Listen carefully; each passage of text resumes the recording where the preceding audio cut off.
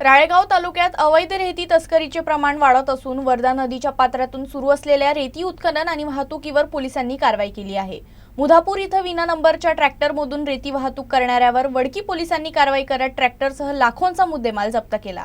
राळेगाव तालुक्यात अवैध रेती तस्करीचा धुमाकूळ सुरू असून वर्धा नदीच्या पात्रातून रात्रीच्या सुमारास मोठ्या प्रमाणात रेती चोरीनं उचलली जात असल्याचं वारंवार समोर येत आहे। मुधापूर परिसरात ही तस्करी अक्षरशः शाळा भरल्यासारखी सुरू असल्याची चर्चा आहे। याच पार्श्वभूमीवर 3 डिसेंबरला रात्री अंदाजे 10 वाजता वडकी पोलिसांनी मुधापूर इथं अवैध रेती वाहतूक करणाऱ्या एका विना नंबर ट्रॅक्टरला जप्त केलं। पोलिसांच्या माहितीनुसार किसान पाल हा मुधापूर घाटातून रेती भरून विना नंबर ट्रॅक्टरमध्ये वाहतूक करत असताना पोलिसांच्या नजरेस आला। तात्काळ कारवाई करत ट्रॅक्टर ताब्यात घेण्यात आला असून आरोपी विरुद्ध वडकी पोलीस ठाण्यात गुन्हा दाखल करण्यात आला आहे। या कारवाईत एक ब्रास रेती ट्रॅक्टर असं मिळून एकूण 8,06,000 रुपयांचा मुद्देमाल जप्त करण्यात आला आहे।